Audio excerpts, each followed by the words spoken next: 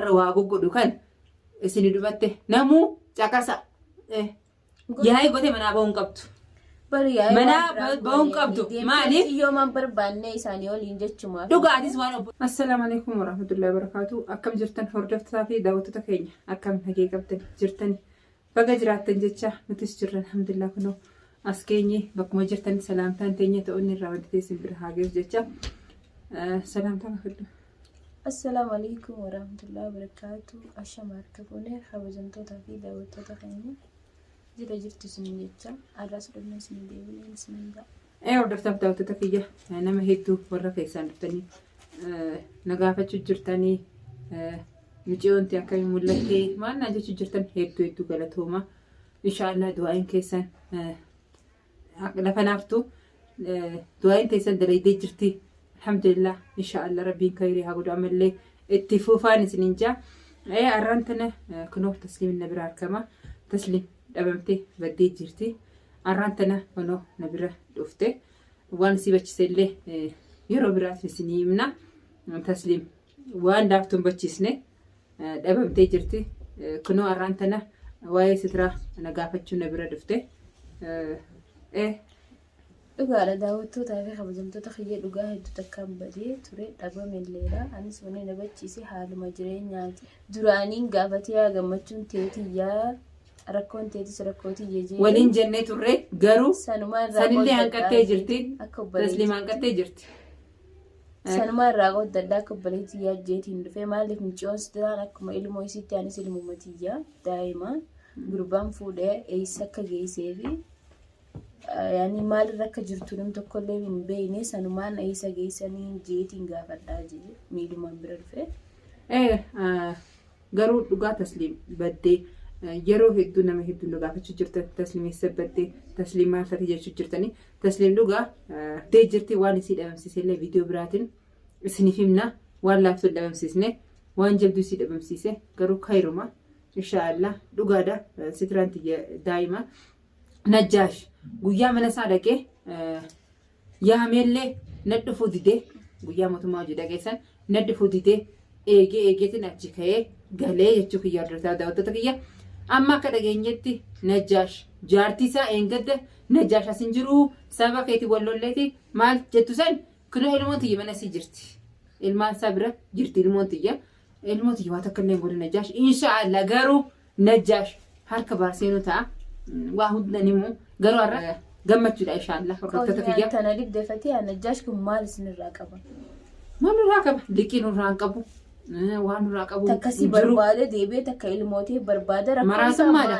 Takka waa takka nurraa qabu liqii nurraa qabu Najjaash nu liqeessee nu biraa waan qabu garuu jazaan ilmi namaa inni ammas lakkoofsa harka baay'ee duhu deema wallaahi. Duhu deema amma irraa guutamte. La guutamte amma irraa guutamte. Deebee ilmoo isaa fuudhee akhira ifumaa dhabamsiisuu deema. Hogguu fi dhabame namaas khasaaraa galchuu deema biyya namaa keessatti. Baharillee waa'ee Najjaash seefin mataslee waa'ee Najjaash waa hundan dubbatanii inshaallah garuu Najjaash irraa guutamtee jirti. Ani har'aan tana du'aayin teessa lafatti naafni waan isin jee hordoftoota daawwattoota kiyya inshaallah xiqqoo wada gammachuun isin ibsa yoo rabbiin jee xiqqoo wada gammachuma angasuu du'aayima godhaa isin viidiyoo itti aanu gammachuma inshaallah biiznillah kunoo ani amma niu haasoo jibbeetin itti dhiisee kaleellee egaa gadda mana isaa teessisee sa'a meeqa guutuu mana isaa keessa taa'uun dadhabeen dhugaa dubbachuudha.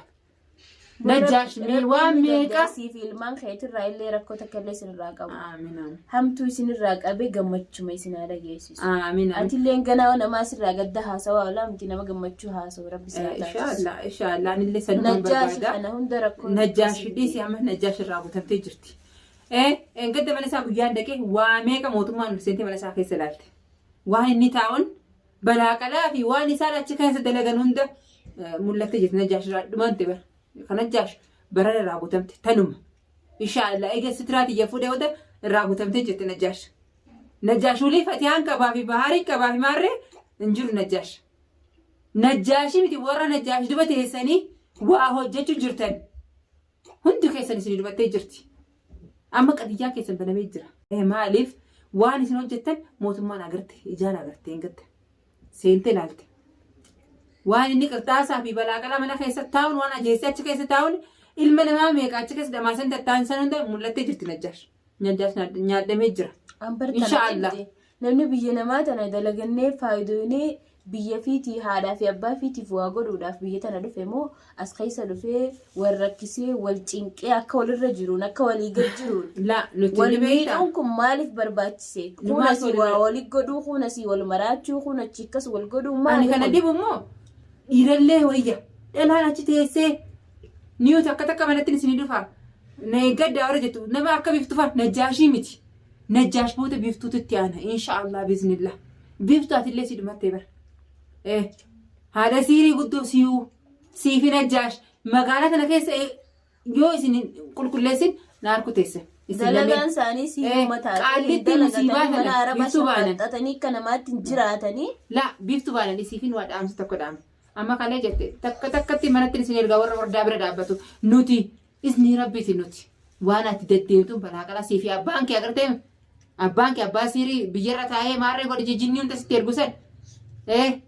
Haadha siirii si dhumatti ati fan maal ati nu dhaadhattaami ati biftuun tokko jiraata haadha siirii magaalaa tana siirii siin nagee bismillah biftuu jaanii ati beektu baguma rabbiin siin beeksisin niyoon beekinisi nama akkasisan beekurraa hafurraa dhiisurraa wayya sirraa haftu maal beektee maal si gooti maal faayidaa si qabdi ifiifuu haadha siriiti sirii guddoo nama jinnii namatti ergu sanii inshaallah siifi najjaash waan akka olii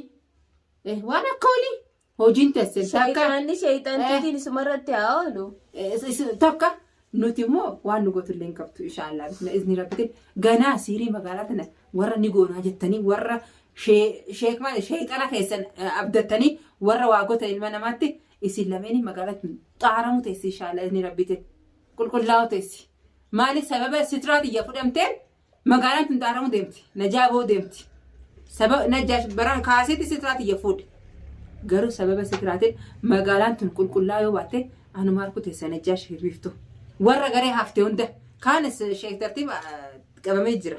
Isaa yookaan hidhaa galchuu yookaan ajjeesuu. Laa isaan isin dhumatti dhugaan isin hima akiraati najjaash qulqullummaa achaachi fiddusan ganaa sirra dhaabbachuu teessi.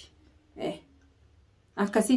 Basantaan siijuu atummaa yaaddoo itee hiraartee ilmooti yettee maraatiin ni fida. Ani sitiraati jaalateetiin dirqama isa fichisiisa siigalee. Ani guyyaa duraa maraadde iyyee garuu sitiraati qabamuunsi magaalaan tun qulqullaa'u fiinti. Maaliif sababa isiiti micooti ni deebitu qeensi takka irraa cabsu kaisaa ilmaan saalameen gubaa faani. Najjaash jaartisaa dhamaatu san wajjin jaartisaa kan mana teessee najjaash kuma qabu kan jettu san najjaash. Duuba dho'isitee har'a micoon tiyyees mana isii jirti. Ani wanta kan godhani gaafa isii qeensi cabe gaazaanii gubaa malee gojjoo isii tifisiyuu ilmaan isii lameen. Gojjoo qabdii miti gojjoon karaa arabaati mana arabaati maaltu isuma gabbaasanii akka fiddu godhanii malee. Akkasii ani sitiraan tiyyanii deebiti garuu sababa sitiraatii sitiraan isii qabnan magaalaa dhaharu deemti inshaallah warra waa goggodhu kan isin dhumatte namuu caqasa. Godhaan rabbi isin maratti haawwatu kawaa godhu. Altartaan rabbiin afaan qabatuma jennu kunoo dawaa godhee abbaanis sheekasiitimi sheeka maalimi. Maaluma waa godhaa shayxaanni cuftii islaamaa miti walaayi rabbitti namananii uummata namni rabbitti amanu yoom waa goggodhutti jira rabbiin keenya shirkii ni jibbee jira addunyaa kanarra waan akka shirkii waan jibbamee jiru rabbi biratti. Namni shirkii hojjetu ni rabbiin inaaraaramuuf jee jira isaan duraanu bar.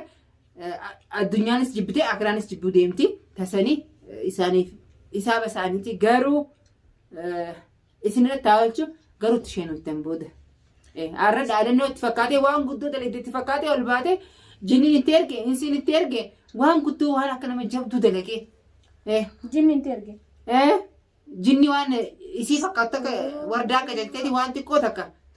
Jinniidhaan jettee egaa uzu billaa mana sheetan rajim ani egaa jinni takkaas ijaan zaayiraan arkeen beeku jinni numa himanii jinniin hin mul'attu namatti. Ta'isiin hin mul'atte akkanatti miila baasee deemti. Sirratti haalchuu ka'eerii biftu sirratti haalchu san. Garuu wardaa inshaallah rabbi naa mul'isu wardaallee amaatii miti ilmaan si birallee ni jira wardaas rabbi naa mul'isu. Inshaallah namuu amma najaa ba'uu deemtan. Najjaash yoo rabbiin milkeessee bahar harka seenee magaalaan xaaramteetti hin beekan. Xaaramteetti hin beekan inshallah rabbiin magaalaa xaaruu deema. Sababa barbaadame sababa istiraatiijii sababa ta'u. Ani duraan hanga iyyuu fi hanga bahu dhiiseetiin jiraan. Amma dhiiseetiin jira. Maaliif? Waanuma lama. Waanuma lama. Muraddeetiin jiraan garaa muraddeetiin jira. Garaa daddeetiin ilmoo tiyya barbaadatu hin jira. Inshallah gaafa immoo na jalqabame ilmoon tiyya akka deebitus ni beeka. Akka deebitus ni beeka. Akkasii. Jimjaan takara dheetu qabdootu maal yaadda inni kana namticha gubateeti. Siima amma ifiifuu waan itti jiru kana ni gartaame tayyaa'u naaf geessi tasitiraati jechuudha inshallah rakkoon itti jiru kanaa rabbiin keessaa nama baasu teemmoo amma yeroo tana keessa yaa'ii gotee manaa ba'uun qabdu. Manaa ba'uun qabdu maaliif? Yoomaan barbaannee isaanii waliin jechuudha. Dhugaatis waan obbolummaa jette maaliif egaa obboleeyyiin jennee wal qabannee wajjin deemuu jirra. Har'a Ayiman nu bira dhaabbachuu qaba dhugaa keessa sun jecha dhugaa jette. Ayimanis mumkin dalagaa mashquula godhuu mala bilbilaan immoo na hubachuu jira Ayiman. Qaama sila haa bilbilaan ti bar bilbilli kun maali faayidaan isaa? La bilbilaan Ayiman nagaa jira dhugaa dubbachuu. Qaamaan gaa namni kun dalagaa biyya namaati dalagaa irraa ni aariyanii san murteessuu hin danda'u garuu bilbilaan nagaafachuu jira. Ammaati tanaaf jettee manarraa baatee aaraan as dhufuun keetu dogongora. Suma gaafachuuf yaadne aara xiyyaa kamtiin neessin dhufanii fi xiyyaa dhufee qaama sila. La aara tunis aaran barbaadu jeetiin dhufee. Waliin ni barbaadna nafaati. Ayiman immoo dalagaa dameessu. Sokkaan dhufne ammas rakkoon qabu. Sanima baaruun qabduuf hin jechuu kijjan sigalee. Tana jettee Ayiman hojii waliin ilaaluu qabdu. Tanuma sitiraa tana rabbi mala nu haadha. Tasitiraa daqiiqa ammaa nuti deemna arraan tana oduu gammachiisaa qabna inshallah biiznillah hordoftaaf daawwattoota kiyya amma na bilbilaniiti kootu naan jaanii achiin deema. Bakkeen na yaamanii achiin deemnuma oduu khayrii qabannaaf fakkaata inshallah rabbiin khayrii haa godhu du'aa inni faana tura hordoftoota kiyya rabbiin khayrii haa godhu inshallah tasliimillee kunoo ni jirti lubbuun nima jirti waan si dhabamsiisee waan gammachuuti inshallah viidiyoo biraatiin waan hunda keessaa isiniif ibsina viidiyootti aanutti inshallah rabbiin jee amma immoo waan itti jirru kana xumurree rabbiin isinaa milkeessu jaa kaanee deemna hanga viidiyoo biraatti walitti dhufnu. السلام عليكم ورحمة الله وبركاته.